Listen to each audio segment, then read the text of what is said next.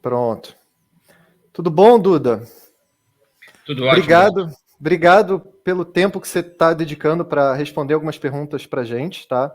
Você sabe que a BRA, desde o início que a Ocam, até um pouco antes, quando os fundos ainda levavam o nome da asset anterior, do banco anterior, que era Brasil Plural, a BRA sempre foi um entusiasta dos fundos da Ocam. E eu vou contar uma história aqui que eu não sei se você lembra, que foi uma das primeiras vezes que... Foi quando a Ocam estava ainda com um nome novo. Você conta um pouquinho dessa história, de quando a Ocam virou Ocam, naquela saída da Brasil Plural, naquele spin-off, né, na verdade. E o histórico também, é um histórico, um dos mais longos da plataforma da XP. E eu lembro que você veio ao nosso escritório e acho que era um fim de sexta-feira, assim, a gente estava morrendo, que nem agora, a gente estava morrendo de fome, e você chegou com 2 sacos assim de biscoito para colocar na mesa para a gente comer para nossa reunião. Eu não lembro se você comprou aqueles biscoitos para você e aproveitou o momento para oferecer para a gente, ou se você trouxe para aquela própria reunião, mas de qualquer forma, obrigado. Ficou marcado aí, a gente sempre fala sobre isso. Foi engraçado, assim. E como eu já falei, a Ocam é uma das assets que tem um retorno que vem tendo uma das maiores consistências e histórico grande da plataforma, e a gente vai ouvir um pouquinho mais como funciona a estratégia da Ocam. E também esse vídeo é em função da abertura do retorno absoluto, tá? Do Ocam Retorno Absoluto, que vai ficar aberto até o dia 30 da semana que vem. Isso é a quinta-feira, né, da semana que vem, vai ficar aberto na plataforma da XP. Então, Duda, eu vou passar a palavra para você e eu queria entender, e eu já vou engatar uma pergunta, assim, tá, que tem a ver com a abertura. Eu percebo que a Ocam, diferente um pouquinho dos outros fundos, ela vem fazendo aberturas que tem uma periodicidade, assim, aberturas trimestrais ou semestrais. É um pouquinho diferente de outras assets que eu vejo, que fazem aberturas ou quando o fundo tem muitos resgates, ou quando o fundo, na verdade, enxerga um capacity novo, adicional, de operar em outros mercados, e aí chama aquele aporte novo e abre o fundo. Então, qual é a estratégia de vocês e o que determina a decisão de vocês de fazer essas aberturas eventuais dentro, principalmente do Ocam Retorno Absoluto, que é o flagship da casa e que já tem um patrimônio grande também e uma rentabilidade bem bacana? Tá. Obrigado, Beto. Vamos falar primeiro daquela reunião, né? Eu não me lembrava que eu tinha levado biscoito. O biscoito agora que você falou foram para vocês, o nome da Isabel, para a gente chegar a alguma coisa, porque a gente marcou tarde, eram umas 7 horas, e a gente também estava com fome, eu e Isabel. Eu me lembro, me marcou muito aquela reunião, porque a Brajá era, como eu falei, uma casa de sucesso, mas vocês queriam crescer mais, queriam fazer coisa diferente e conseguiram fazer. Parabéns, realmente, a trajetória. E eu me lembro que a entrevista me marcou muito, que você perguntou vários aspectos assim fora da caixa, né? Assim, livro preferido, uma característica sua, vários aspectos assim que como a gente está aqui para não só para rentabilizar o dinheiro dos clientes, aqui a gente está para melhorar a qualidade de vida dos clientes mesmo, né? Claro que economicamente quando você melhora, mas assim, se você tiver a percepção sobre educação, o que você está fazendo, se você realmente vive a cultura da empresa, de tentar repassar isso para a sociedade, tem uma série de aspectos que a gente trouxe na Ocam que eu acho que também foram únicos, aí foi bem legal, tá? Então, eu acho que isso foi bem interessante. Bom, falando sobre o retorno absoluto e periodicidade, né? A resposta é simples, né? O Ocam é simples e essencial, tá? Eu acho que o único motivo de você reabrir um fundo deve ser se você tem oportunidades de investimento boas para expandir sua carteira, tá? A Ocam nunca pretendeu necessariamente ser a maior. A gente está fazendo um processo de internacionalização e quantitativa que está efetivamente melhorando bastante nossa capacidade de gerar retorno e até expandir o patrimônio. Mas a gente não faz em relação a isso. E aí, normalmente, também, quando a gente não gosta de degraus muito grandes, essa periodicidade talvez seja isso. Nós estudamos outra geografia, vemos oportunidade de investimento, e aí podemos expandir o risco, estamos seguros, apareceu essa oportunidade, e podemos chamar. É claro que, como o fundo está fechado, também diferente das outras casas, que deixam uma janela maior ou ficam sempre abertas, É claro que os nossos clientes também querem sempre equilibrar o portfólio, né? Por exemplo, na Bra, a gente tem sido solução para vocês, nosso fundo é não correlacionado, a gente vai passar aqui um pouco por retorno absoluto. Então, sempre querem equalizar. Eu falo assim, calma, que eu também tento dizer que isso não é tão descolado de tempo para as pessoas sempre conseguirem equalizar, né? Então, felizmente, a gente continuamente tem investido em time, investido em mercados internacionais. Felizmente, a gente tem sempre conseguido encontrar a oportunidade de expandir o portfólio e aí abrir o fundo, vamos dizer assim, com uma certa periodicidade. Legal. E Duda, eu vejo muitas entrevistas suas e você sempre toca num ponto que é o ponto da proteção, do hedge, tá? Eu entendo que o hedge assim, é quase que uma ciência à parte do mundo da alocação e da gestão, principalmente aquele hedge que você tem que optar qual é o momento de fazer hedge, qual é o momento de não fazer hedge. O hedge é um instrumento que às vezes é caro, né, para o fundo, mas é aquela coisa, né, é caro até que às vezes vale a pena, sabe? E você passou por um ano, eu até tenho um gráfico aqui com o retorno da indústria comparado com o retorno da Alcan. Mas voltando para esse assunto, eu queria que você explicasse um pouquinho o que quer dizer o retorno absoluto, que é exatamente o que a expressão que leva o nome do fundo, Alcan Retorno Absoluto. O que quer dizer retorno absoluto? E como é que vocês pensam o hedge de vocês? É um hedge especulativo? É um hedge ou é um hedge de forma permanente para evitar grandes drawdowns? E como é que você usou isso, principalmente ano passado, que foi talvez a maior queda, que só é comparável com grandes crash que a gente vê em livros, assim, crash de 29, crise de 29, crash de 87, 2008. A gente viveu algo muito parecido ano passado e vocês passaram, de certa forma, incólume, assim. Qual é o segredo disso? Você tá no mudo, Duda. Desculpe, bem legal a sua pergunta, tá? A gente acredita na Alcan que antes da gente de procurar o retorno, a gente é um gestor de risco. Por que isso é importante, né? É legal porque os clientes da Bra têm uma parcela relevante, gostam de estar presente na bolsa, operar também diretamente. Eu acho que você tendo uma filosofia, uma disciplina, você pode ter ganhos, mas procure um gestor profissional, pelo menos para você comparar os seus retornos. Porque ele te gera, né? A gente tem toda uma tecnologia aqui, uma área quântica, inclusive com inteligência artificial, ele te gera adicionalmente, né, além de mercados externos, normalmente que as pessoas não têm acesso, não têm compreensão, não têm profundidade de análise, ele te gera um ganho adicional que é a gestão de risco. Tá? Sempre na Alcan, você vai estar procurando um retorno ajustado ao risco. Aí a gente vai passar um pouquinho isso aqui quando falar do retorno absoluto. Tá? Então, falando sobre ano passado, a gente tinha a beleza do produto do retorno absoluto é que ele é um produto que combina diferentes mercados. Bolsa, 2/3 do risco, como todos os fundos da Alcan, só existe uma estratégia, né? O Equity Hedge, por exemplo, nosso fundo de previdência, o institucional com o fundo de liquidez, cada um tem um perfil de risco, né? Então, o institucional é para render CDI mais 2, o Equity Hedge é para render CDI mais 4, o retorno absoluto é CDI mais 8. Só que eles têm risco maior ou menor. Você tem que saber o perfil do cliente, falando dos multimercados. Uma característica interessante é que a gente não redia um mercado com o outro. A gente é exceção dentro do mundo de multi. O que é isso? Eu não compro bolsa aqui, compro dólar para proteger. As pessoas individualmente têm que ganhar dinheiro, mas quando a gente analisa como um todo quantitativo, gera positivo. Por que a gente não redia o mercado com o outro? Porque quando há perdas de correlação, você pode perder nas duas pontas, e aí você tem uma descontinuidade para baixo. Toda a nossa gestão da Alcan é para não permitir descontinuidade para baixo, tá?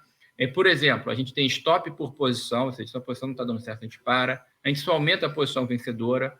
A gente não tem risco de crédito privado no fundo. O que é isso? É ter um crédito que, vamos dizer, pode ser não pago, que você geraria uma descontinuidade para baixo. A gente não vende opção de descoberto. O que é isso?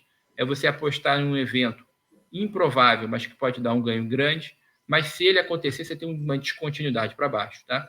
E a gente tem uma volatilidade presumida, ou seja, dado o nível de vol, ou seja, a gente está vivendo momentos de mais volatilidade no Brasil. Dado esse nível de vol, que tipo de nível de risco que a gente tem? Além disso, para ter menos risco, né, a gente persegue, num programa mais de 3 anos, ter mais de 50% do nosso risco fora do Brasil. Isso é muito legal, porque você consegue, o nosso cliente, investir lá fora sobre uma perspectiva de Brasil, ou seja, sobre um benchmark de Brasil. As pessoas aqui estão olhando o CDI. Por que isso é importante? Porque não adianta você investir lá fora e a cota está em dólar, você está correndo risco de dólar, ou correndo risco de bolsa, e a bolsa pode cair. E também quando o Brasil é cíclico, a gente vive um capítulo agora não favorável de deterioração macro, mas também daqui a pouco vai ter um cenário positivo. Então, tem que ter um pouco de... os nossos clientes vão querer que a gente saiba esse momento, esse timing, e voltar rapidamente para o Brasil e pegar isso também. O Brasil gera oportunidades fantásticas. Então, investir com essa capacidade, com essa expertise que a Ocan tem de investir lá fora, é diferenciado. Por que ano passado o fundo caiu menos? Porque, primeiro, o nosso diferencial é que a gente, dos 13 maiores fundos de multimercado, que são os que têm mais de 10 bi, a gente é o único que o gestor principal é um gestor de ações. E ações já têm uma volatilidade incluída. Então, o que é um retorno absoluto?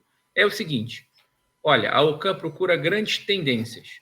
Primeira coisa, a gente foi premiado agora, depois de um bear market, um mercado de muita queda, ou esse ano a bolsa está em baixa, mas não tem problema. A tendência não precisa ser favorável. Tá? Exemplo, a gente está tomado no juros, ou seja, apostando que os juros vão subir há mais de um ano.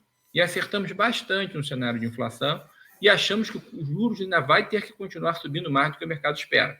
Tá? Então, esse é um exemplo de que, inclusive, o fundo da Ocan funciona como hedge para outros fundos, porque ele é não correlacionado, e hedge, inclusive, para os investimentos, porque normalmente nossos clientes têm imóveis, um empresário, estão ligados aqui no Brasil e não tem como se proteger. Tá? Esse dinheiro tem como se proteger. Então, primeira mensagem, retorno absoluto é ganhar em qualquer cenário, gerar alfa, ou seja, gerar um ganho superior. E as tendências são favoráveis, infelizmente, no caso do Brasil, nem que você não precisa apostar positivamente. Então, a gente também ganha nesse cenário. Tá? E o que aconteceu em 2020 é que a gente já estava apostando, num primeiro momento, que o mundo estava em desaceleração, então a gente estava aplicado nos juros, e a gente antecipou, estava muito protegido em bolsa, principalmente porque o Brasil, a gente já questionava a capacidade de crescimento aqui no Brasil. Então, o Brasil tem empresas excepcionais, a gente estava posicionado, mais protegido. Lá fora, a gente estava um pouco mais comprado. Mas quando a volatilidade aumentou e mudou o padrão do mercado, os nossos indicadores quantitativos também mandaram a gente sair. Então, o que aconteceu? Em março, quando a bolsa caiu 30%, nós, que temos 2/3 do risco em bolsa, mais protegido, ganhamos dinheiro. Tá? Então, e nos 6 meses subsequentes, que teve uma volatilidade, vários circuit break, teve 6 circuit break, o que é isso? É quando a bolsa cai mais de 10%, e para o pregão, a gente todos os meses rodou positivo, com uma gestão de risco muito grande, trabalhando 3, 4 vezes a mais, fazendo pequenas operações de arbitragem, mas apareceram oportunidades excepcionais, e aí isso que você faz, trabalhando muito o dinheiro do cliente, e aí quando foi acalmando, a gente foi primeiro expandindo lá fora, que a gente viu que os Estados Unidos, que a gente elegeu como país alfa, tinha uma capacidade financeira, monetária, né? Fiscal, credibilidade, gestão melhor do que o Brasil. Tá? E a gente continua acreditando nisso, porque depois o Brasil fez uma expansão muito grande, a gente mudou a mão que eram os juros para baixo, realmente o juros veio muito para baixo, foi para 2%, e achou que o Banco Central ficou atrás da curva, começou a aparecer a inflação, o fiscal ser expansionista demais, e ele não subiu. Então, a gente virou isso, e ainda pelo risco maior do Brasil, desconcentrou ainda mais a posição de bolsa lá fora. Tá? Então, acho que também foram fatores favoráveis. Legal. Eu vou pegar esse gancho de Brasil primeiro, posso? Para depois falar um pouco de mundo? Claro. Tá. Já que você falou tomado na curva, né? Você está apostando que a gente vai ter altas de juros para um nível um pouquinho acima do que o mercado já está projetando. Me corrige se eu estiver errado. E isso, obviamente, vem a reboque também de uma inflação mais alta do que o mercado já está esperando. Beleza. A gente tem aí 3 ou 4 fatores de risco que estão puxando a nossa inflação. A gente teve geada, teve risco teve bandeira vermelha de risco hídrico, teve política quente, declarações do presidente inflamadas, e a gente teve, por fim, o caso dos precatórios. São alguns dos nossos problemas atuais. Você acha que essa inflação adicional vem de algum ponto específico desses itens que eu falei? Ou tem coisa nova no radar aí que a gente não... Bens industriais, por exemplo, ainda aquela cadeia de suprimentos que ainda não supriu. Você tem algum ponto focal de onde pode surgir essa inflação não esperada ainda? Tá, é legal você falar, porque eu vou falar de Brasil, mas não tem como não falar de uma questão de mundo, tá? Por que isso? Porque a gente tende a subestimar os fatores exógenos sobre o Brasil, tá? Não que a gente não se esforce para nos atrapalhar, mas existe um fenômeno atualmente no mundo um pouco mais inflacionário, mesmo os Estados Unidos, com toda a produtividade dele, teve inflação, e particularmente os emergentes mais frágeis, que tiveram que fazer uma expansão fiscal, sofreram, e particularmente a América Latina. Então, você pega a América Latina, o Chile, que era um exemplo de país liberal, está tomando uma série de medidas, está tendo que subir fortemente os juros. A mesma coisa com o aparecimento de inflação, Peru, Colômbia, México, Brasil e Argentina há muito tempo que tem um certo descontrole e está com uma inflação totalmente descontrolada. Tá? Então, isso é um fenômeno global. Por quê? Preço de energia no mundo inteiro para cima. Né? Houve, por essa questão de poluentes, uma restrição muito grande de expansão de combustíveis fósseis. Né? Isso está tendo aumento do petróleo. Tá? Então, isso é mais de uma vez citada, a famosa gasolina a R$7 aqui no Brasil, então também é uma pressão. Energia, não é só o Brasil que está com problema, tá? A Alemanha está com um problema sério, vários países da Europa, vários países da América do Sul, não só por questões hídricas, tá? Então, até por isso está pressionando o preço do petróleo também. Então, essa questão hídrica está bastante forte.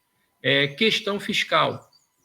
No Brasil, realmente, você citou os precatórios, até o passado é incerto, né? Algo que você deveria ser previsível e não foi, não estava mapeado.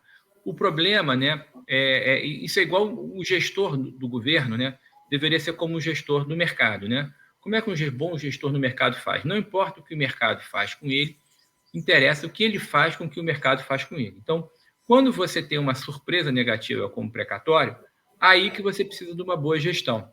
Infelizmente, você dizer que um aumento de precatório você vai botar fora do teto, então o teto não é um teto, é um piso. Porque o que você não quer, você quer deixar fora dele. Né? Então, esse é o problema das, vamos chamar assim, das preferências reveladas do governo. Quando você faz uma medida tributária como a reforma do IR, que eu acho correta, sim, eu acho que realmente, infelizmente, os valores são baixos, mas, infelizmente, o Brasil tem um nível de renda muito baixo. Você diminuir ainda mais o desconto de IR quando você tem que fazer um esforço fiscal, e você tributa mais em cima, que eu acho que até é correto, você poderia tributar dividendos, você poderia diminuir o IR, isso é mais ou menos de referência global.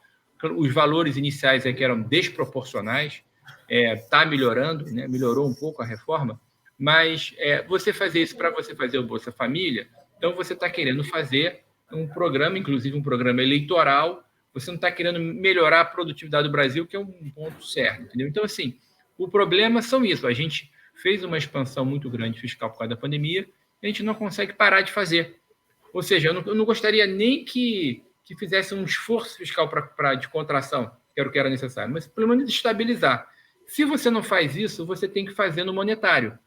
Aí o Banco Central também ficou para trás. Então, o Banco Central fez uma queda de juros, no meio da pandemia era dramático, ele poderia fazer, mas a partir do momento em que você vê que o mundo começa a se recuperar, ele tinha que ter voltado rapidamente com altas fortes. O que ele fez de excepcional para baixo, ele deveria ter tirado o excepcional. Ele se prendeu numa comunicação que ele falou que ele queria deixar o juro por mais tempo para ter uma recuperação econômica. Infelizmente, o Fed pode fazer isso, que tem uma credibilidade enorme, e uma produtividade que no Brasil não pode. Aí a inflação já fechou no passado em 4,7% e já com problema hídrico. Aí a gente entrou esse ano, ele demorou para começar o ciclo de juros e começou a fazê-lo, e quando a inflação continuou, ele deveria ter dado um choque de juros, infelizmente. Mesmo agora, aí ele começa a falar, demorou para dizer que era só para o neutro. Depois foi para dizer que era para restritivo. E agora a gente está no restritivo, mas num pace, num ritmo que a gente acha baixo. Então, porque assim, hoje mesmo nós estamos falando, no dia 24 de setembro, saiu o número de inflação do PCA15 de 1,14%. Ou seja, a inflação completamente disseminada, inclusive falando no comitê do cupom, né? Então, assim, não tem jeito. Assim, a gente tem que dar o nosso velho e bom conhecido choque de juros. O juros reais tem que ir para alto, porque a inflação está fora de controle. Assim, a gente vai estourar o teto da meta ano que vem de novo. Esse ano a gente chega a um pico de inflação acima de 10%. Vai fechar o ano, na nossa revisão das projeções hoje, para próximo de 9%. Mas, assim, essas revisões, todo mês a gente está revisando relevantemente para cima. Então, assim, e a confiança diminuindo. E isso, inflação é uma questão realmente política forte. Então, na verdade, quando você faz devagar, que a gente chama de atrás da curva, ao final do dia, você que quis fazer menos vai ter que fazer mais, porque a inflação fica fora do controle e durante mais tempo, né? Então, por isso que você não pode deixar a inflação disseminar, quanto mais no Brasil, que tem uma cultura inflacionária. Então, eu acho que tem uma explicação, isso é um problema grande mundial, particularmente nos emergentes mais frágeis, e o Brasil foi o que fez sobre o PIB a maior expansão fiscal do mundo, e particularmente na América Latina. Mas nós estamos nos esforçando para nos complicarmos, tá? Então, por isso que a gente acha, infelizmente, que a inflação ainda vai ser persistente, como está sendo, e que o aumento de juros vai ter que ser forte. Hoje a gente fala em 9,5% de juros, mas tem revisado sempre para cima. Então, a gente, claro, não descarta juros de 2 dígitos aqui no Brasil. Só para não dizer, eu sou um otimista, tá? Eu estou dizendo que isso é um capítulo do Brasil, tá? Isso, eu não acredito que os juros vá ficar em 2 dígitos, né? Nossa meta de inflação ali está em 3,5%. Então, a gente vai fazer um juro real, que infelizmente muito alto, é que, na verdade, a gente está completamente desancorado do centro da meta, né? Na verdade, acho que a gente deveria estar brigando pelo topo da meta no que vem, que é 5%, que eu acho que vai ser muito difícil a gente conseguir segurar nesse ritmo de alta do Banco Central, porque esse é o problema. Nesse processo de inflação toda, com a inflação corrente, a gente está com juros reais negativos.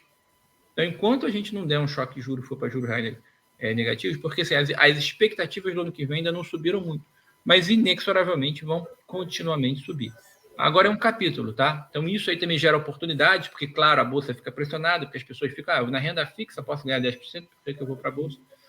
A minha resposta é a seguinte, falando sobre o retorno absoluto, não tem problema. A gente está entregando acima do CDI, né, no cenário ruim, pegando esse movimento de piora, e quando o movimento voltar favorável para a Bolsa, a gente vai tirar um pouco da proteção, tá? Hedge, falando um pouquinho sobre hedge, existem 2 coisas que a proteção funciona. Um que a gente chama de risco sistemático, que você consegue ver, que você consegue emitir. Mas existe o mais importante sobre risco, que você não sabe.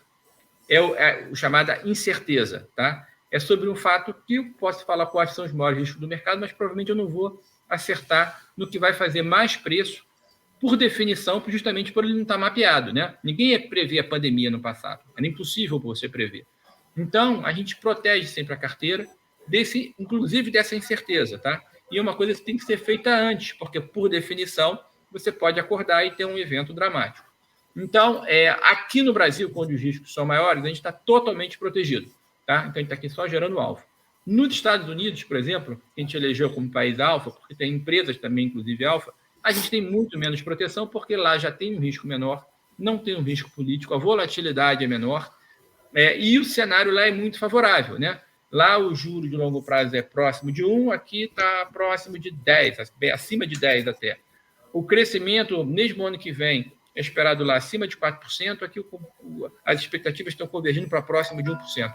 Então, uma diferença muito grande. Aqui a gente tem um PIB potencial mais baixo, problemas como de racionamento. Aqui a gente não equacionou. O ruído político que você citou, né, que também atrapalhou sobremaneira, é muito grande. Não adianta todas as políticas que a gente está falando agora, e são delicadas que você faz fiscal, o discurso dos candidatos favoritos é populista. Então, tudo isso vai gerar uma certa volatilidade. Então, faz sentido você estar protegido.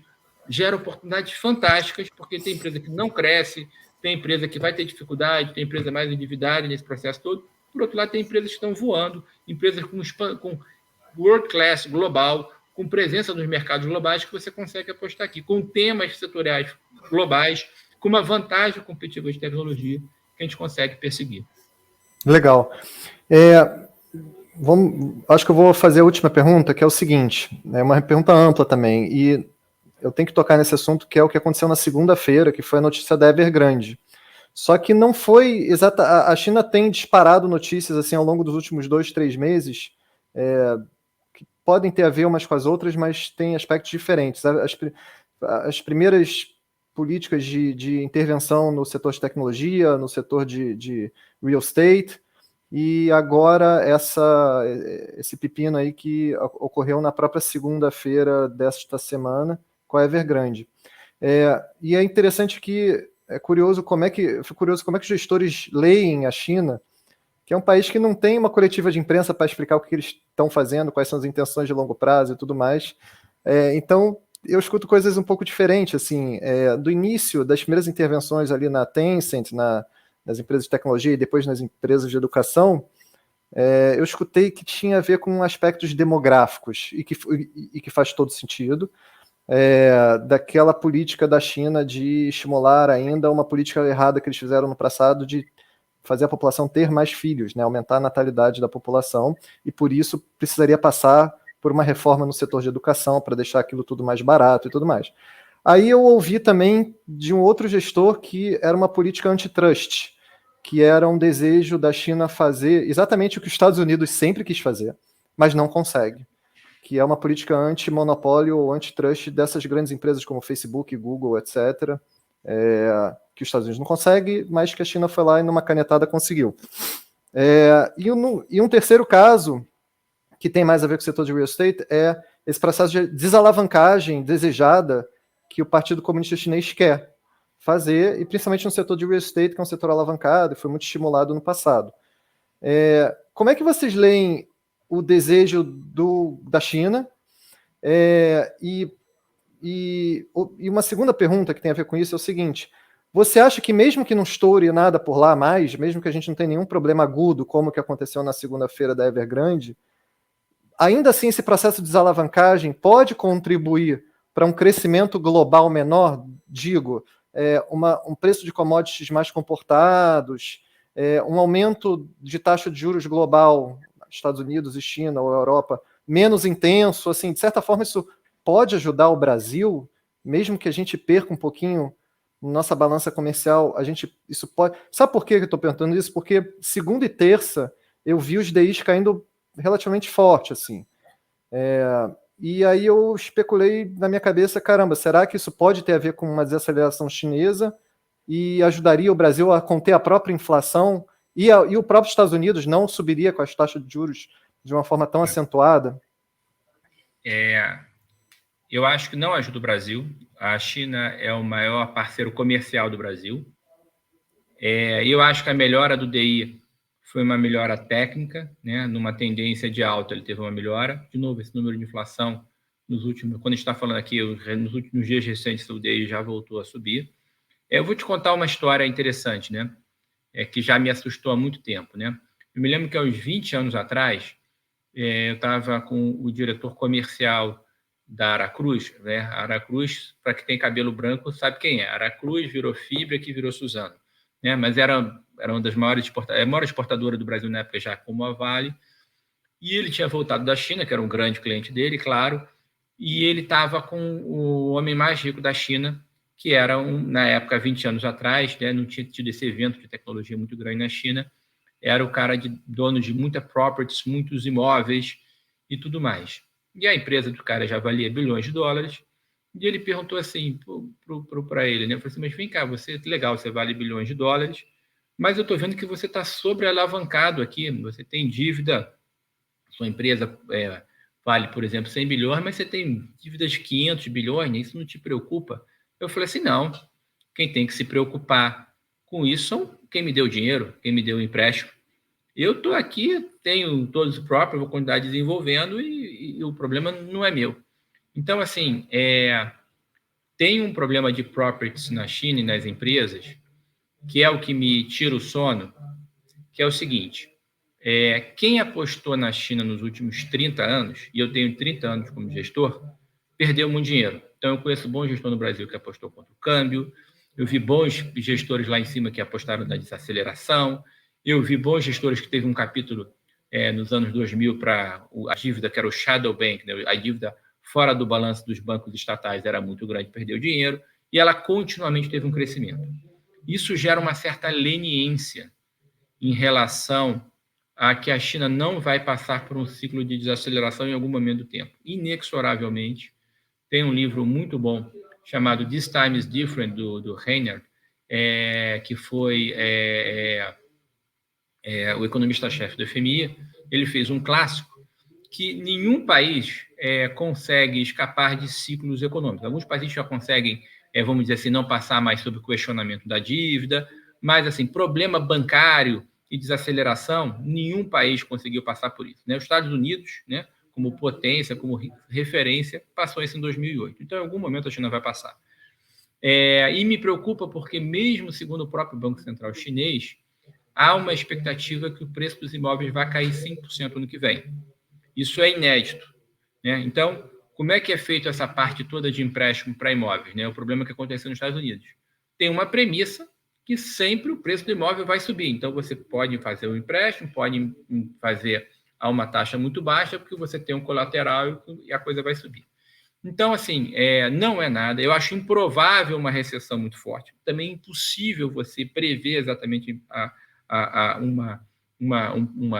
uma queda brusca do mercado, mas vai afetar negativamente o Brasil. O caso da Evergrande, em particular, a vantagem é que já está mapeado e a vantagem é que a empresa já está em default, ou seja, ela já, entre aspas, né, está quebrada. Como você vai ter solução se vai ser injeção, o Banco Central injetou mais no mercado, mas a China, né, como é que é o capitalismo à chinesa, né? Você citou bem, né, essas várias empresas que surgiram. Esses empresários, por exemplo, ficaram muito grandes, muito ricos, muito fortes e muito poderosos.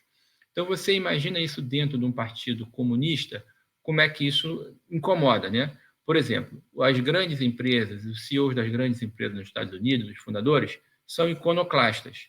Então, as empresas hoje têm um valor de mercado maior do que PIB de muitos países relevantes, e essas pessoas têm mais influência do que muitos políticos. Então, você imagina na China fazerem o que o Twitter nos Estados Unidos fez, que bloqueou o Donald Trump, as mensagens dele? Então, você acha que alguém vai ficar vivo no dia seguinte se a empresa, o Twitter da China, bloquear o Jinping? Então, o próprio Partido Comunista quis baixar a bola, na minha opinião, de vários. Isso é não gerenciável.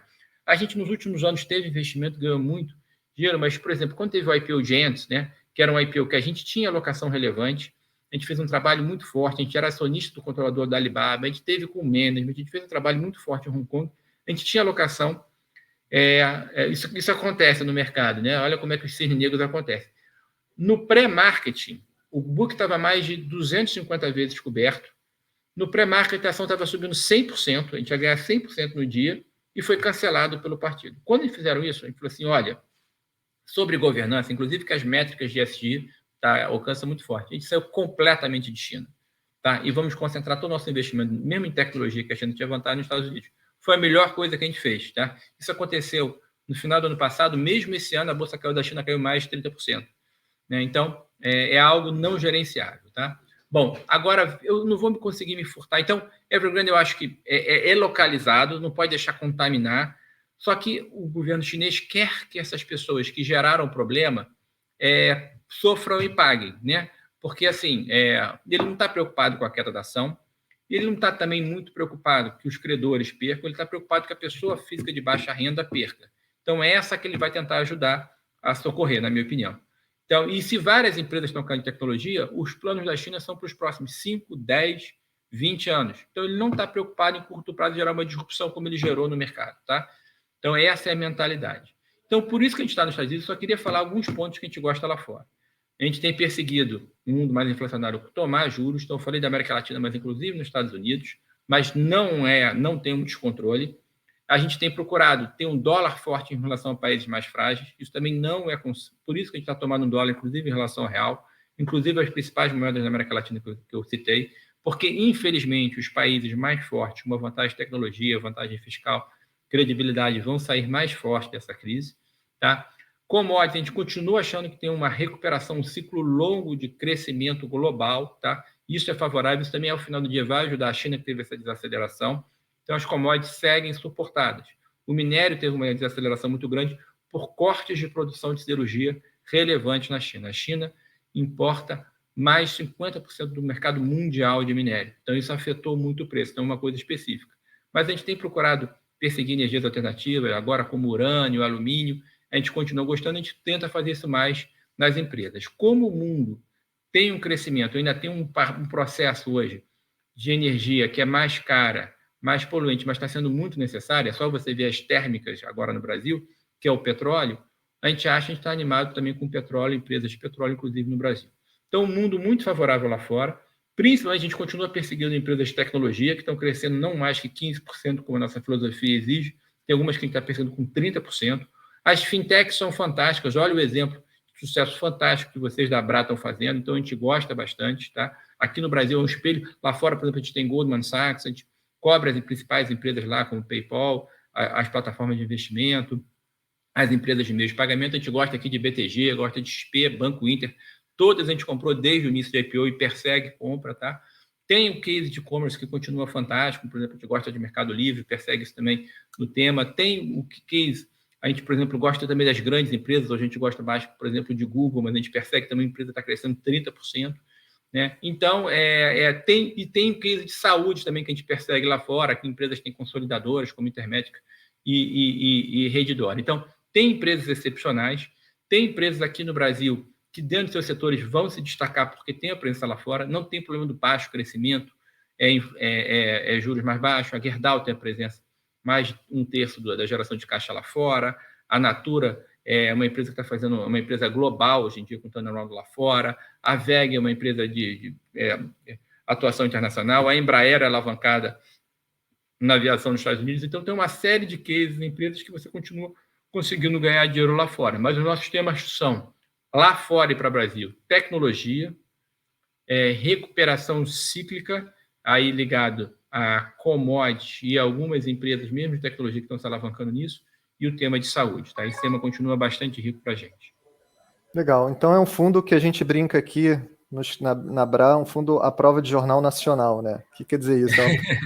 É um fundo que é muito comum. E a prova de Fantástico também, domingo. A gente tem, hoje na Abra, interessante, a gente está com 40 mil clientes, esse vídeo vai transbordar para todas essas pessoas, 40 mil clientes ativos. Então a gente consegue que nem pesquisa eleitoral, sabe, que entrevista 3 mil pessoas e aí dali sai uma proxy para o que o Brasil todo pensa, né? Isso. Então a gente consegue, através desses clientes, entender onde é que está exatamente o ponto de sentimento do investidor brasileiro, sabe? E claro, a gente sente direto como que assim, um jornal nacional com uma notícia ruim, como é que isso impacta nas ligações do dia seguinte. Mas a gente que é assessor está aqui para isso, a gente é um pouco técnico, metade psicólogo também, sabe? E para trazer justamente para os fundos um passivo melhor que a gente vende dessa forma, né? Porque para aqueles momentos também de períodos de underperformance, que às vezes ocorre, e é natural que isso ocorra, principalmente em momentos de maior volatilidade, para que aquele passivo seja resiliente e ao longo do tempo ele consiga ganhar mais dinheiro com isso, todo mundo ganha com isso. Tá. Legal.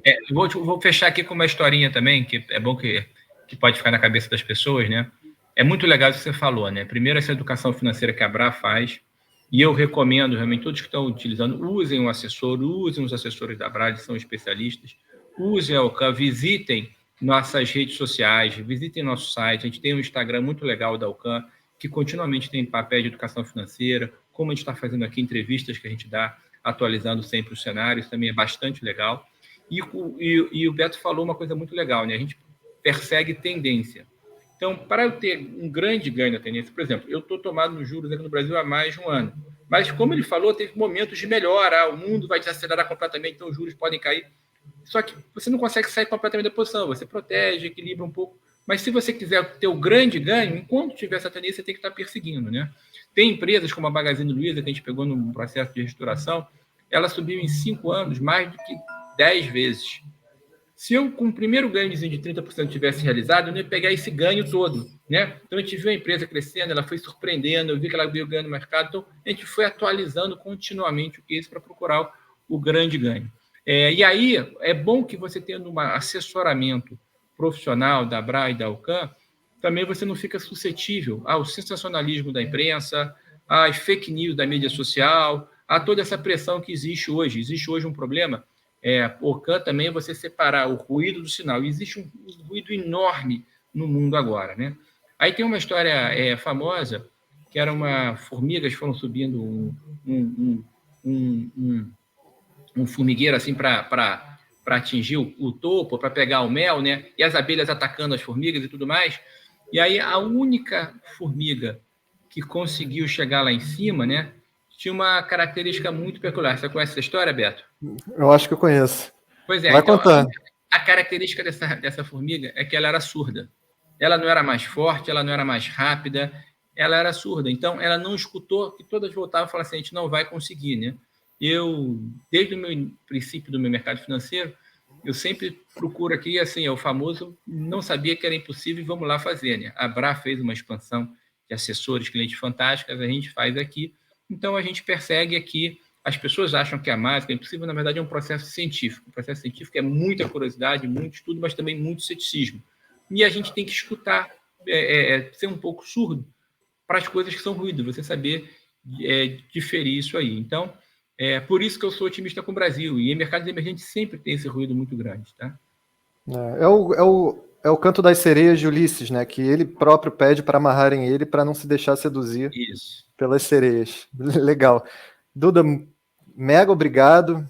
Agradece, um abraço para toda a equipe aí da UCAM. Eu sei que vocês estão se mudando de escritório, alguns metros, obviamente, do lado ali, mas indo para um escritório maior eu vou visitar vocês. Ótimo. Está Eu já trabalhei naquele mesmo andar ali.